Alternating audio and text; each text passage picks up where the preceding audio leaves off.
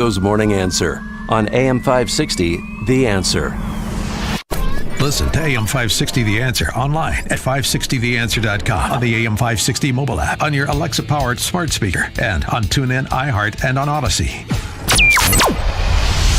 This is Chicago's Morning Answer with Dan Proft and Amy Jacobson on AM 560 The Answer.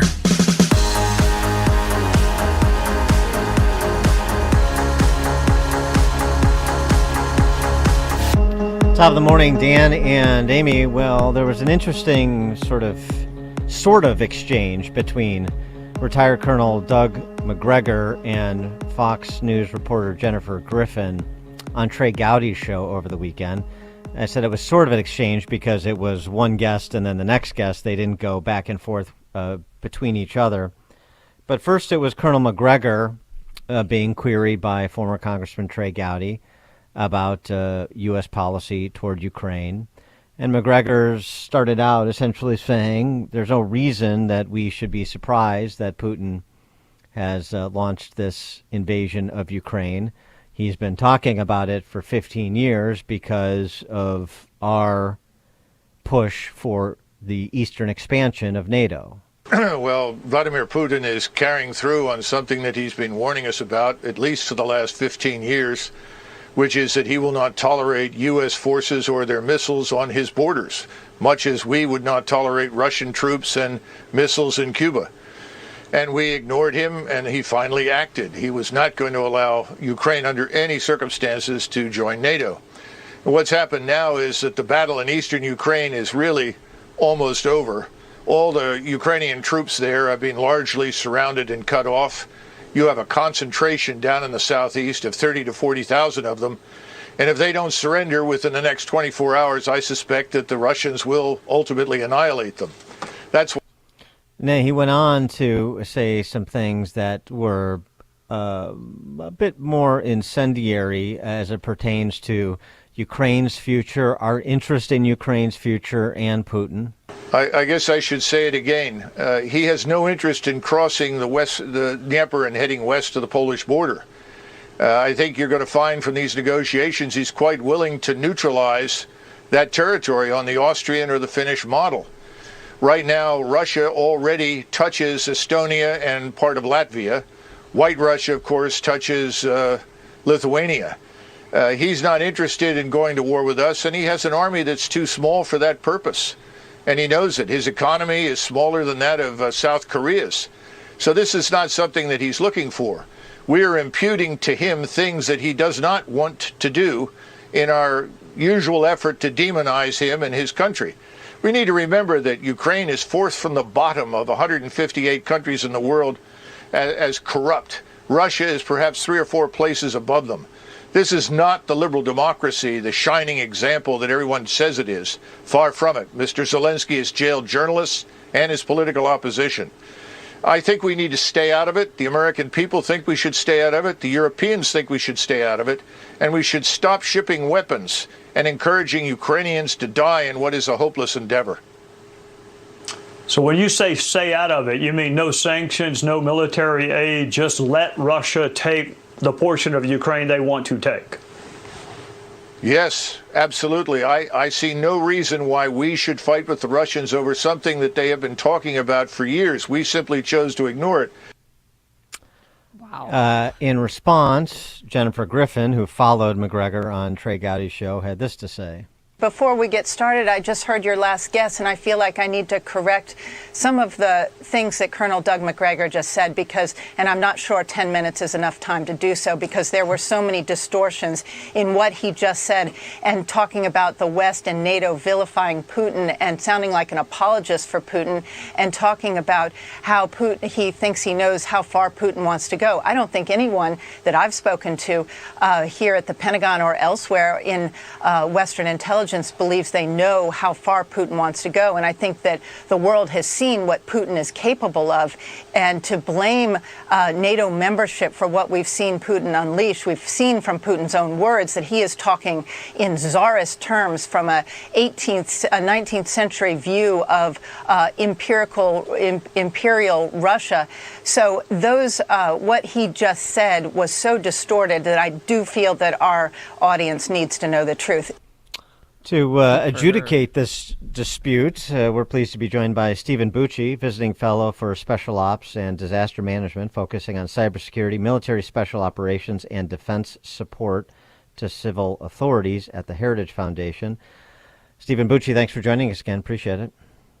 Hey, it's my pleasure. Thank you for having me back on the show. All right, you're the jury here. That the characterizations of the situation from, well, I mean, it was really a characterization of the situation by McGregor and Jennifer Griffin, sort of generally disputing that.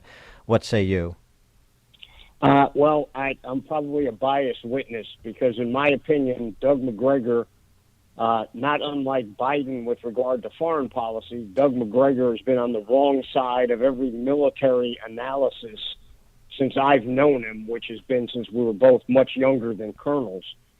He is of the opinion that everything he says is gospel with analysis to anything military, and anybody who disagrees with him is a complete moron and has let the country down specifically for the failure to not listen to Doug McGregor. Well, should Fox McGregor even have had him on? Flat wrong on this. Jennifer Griffin was spot on. We don't know Putin's real motivation and end game. And I don't think anybody's saying Ukraine is perfect, but they didn't invade their next door neighbor without any provocation. And to cede to somebody like Putin that what he did was okay because he's been talking about it for a couple of years is nonsense. It's delusional, and it is acting as an apologist. And to be honest with you, I'd be checking to see how many fees Doug McGregor might be getting from some Russian news outlets or even some other Russian source. That's the worst apology I have heard for the Russians since this whole thing started. Wait, you think he's getting paid off? That may be hyperbole on my part, but this is even really wrong for Doug McGregor. Well, it's an odd position to take since we were, Ukraine applied for NATO membership in 2008. We were considering it. The Putin's record is what it is. It's not really much in controversy. What harm is it to us, in addition to maybe taking a step further and saying it's in our interests, particularly as a beacon of freedom and in terms of providing moral leadership in the Western world, to stop an aggressor like Putin? And now you have to make a strategic decision about how much you want to do to stop him and where you want to try to stop him. But I mean, at minimum, the idea of providing support for people to fight for their own country and fight for their own freedom and the government and their own self-determination, whatever government they choose, however corrupt or not. That just seems like such an absolutist position from McGregor. It's bizarre to me. I mean, he's like, we're supposed to be afraid of Putin, so we can't arm people that he's trying to conquer.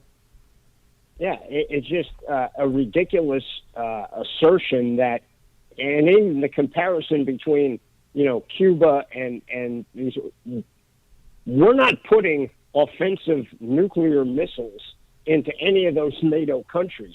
The missiles he's referring to are defensive, anti-missile capabilities that when I was in the Pentagon and McGregor was in the Pentagon, by the way, in a job he really didn't think was sufficient for his, brilliant insights, we invited the Russians to look at our whole missile defense program to show them that it wasn't aimed at them. It was aimed at Iran and North Korea, and even the ones in Eastern Europe, because Iran could hit Eastern Europe with the missiles they were trying to get.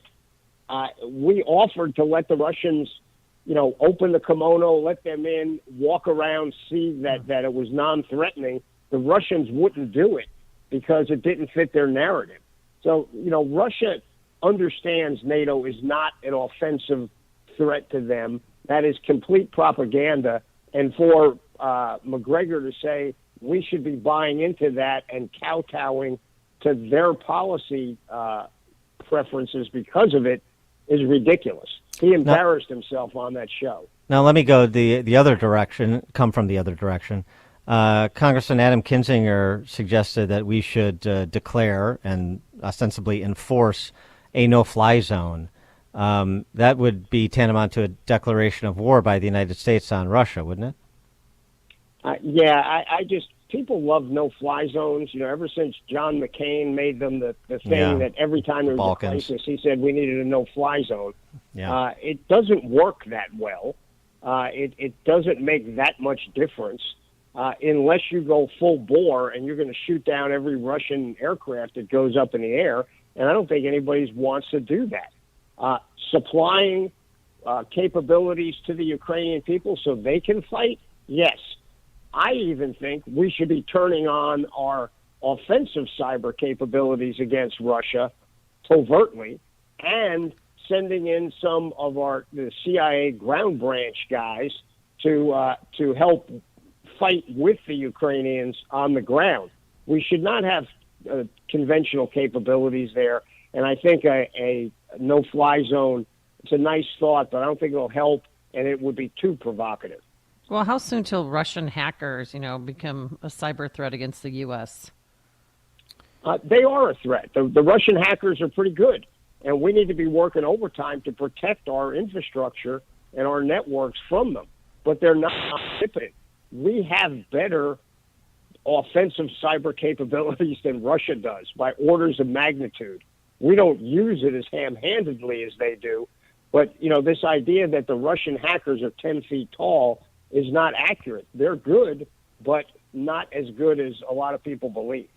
With respect to understanding Putin, there's been a lot of that bandied about over the weekend, led by Condi Rice, who suggests that Putin is a different Putin than she remembers interacting with during her days as a diplomat. She thinks he's more erratic. Other people are sort of repeating that as well as the idea that he's gotten more than he's bargained for in Ukraine.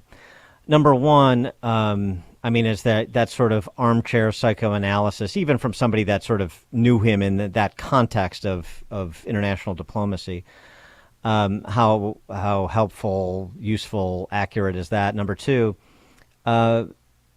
even if that's true that Putin thought this would go more quickly than it's going, is there anything that's occurred that changes the trajectory of what is likely to happen in Ukraine, meaning a de facto Russian takeover, whether it's formal or a stooge government?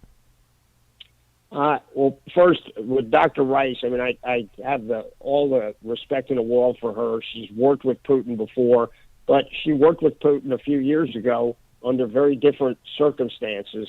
Now he's basically feeling his oats, felt he could get away with this because of who's sitting in the White House and in some of the other capitals of the West. I don't think he's crazy. I think he's very calculating.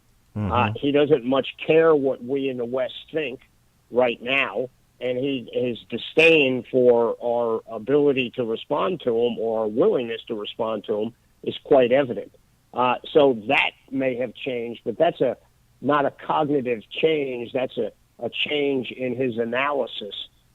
So I don't think her comments are as relevant as they normally are because she is one of our great thinkers. But I think she's throwing another factor in there that's not quite adding to the conversation. I'm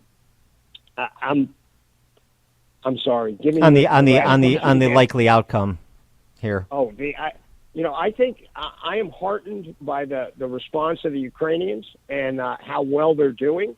Putin is getting bloodied, and to an extent I don't think he expected, and definitely the Russian people didn't expect.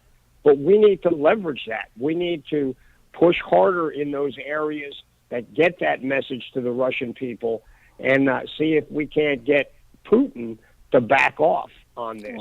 Well, are there any by Russians letting the Ukrainian people fight for themselves and helping them to do it? Are there any Russians who are supporting this move by Putin? I mean, we see protest after protest. 1,700 people were arrested one day, 2,000 the next for protesting. But is anybody backing this movement? Well, obviously, the rest of his leadership team is, and besides they own the guns. Yeah. So that's not insignificant. And the peace talks that opened today in Gomel in Belarus, is that just Putin positioning? I mean, I can't believe that he's serious about any sort of ceasefire that's serious so quickly. I don't think he's being serious either. But that said, if you don't talk to him at all, you have no chance of finding sure. it. Sure. I hope they don't send anybody that they really care about keeping, because there's a strong possibility they could just snatch those guys and declare them hostages. I hope he's not pulling some sort of squirrely thing like that, but I don't have big hopes that these talks initially will do anything, but I hope they do. And what do you think about President Zelensky? I mean, I loved it when Biden offered him, a way out, and he says, "I need ammo, not a ride." Yeah, that's a pretty, as we would say in the Army, a pretty hoo-oh response. Kudos to him. He is being the leader his country needs right now. And how can you dislike that? He's playing the role that one would hope a national leader would play in a similar situation anywhere in the world. So he's got my vote. I mean, I like the man. I like the way he's leading. I'm not saying he's perfect. I'm not saying he's even good, but he's stepping up at a time when his country requires it and doing the best he can. He is Stephen Bucci, visiting fellow for Special Ops and Disaster Management, focusing on cybersecurity, military special operations, and defense support to civil authorities at the Heritage Foundation. Steve Bucci, thanks for joining us again. Appreciate it. Thank you for having me. I appreciate it. Bye-bye. Thank you. Thanks. And he joined us on our turnkey.pro answer line. It's news, opinion, insight. This is Chicago.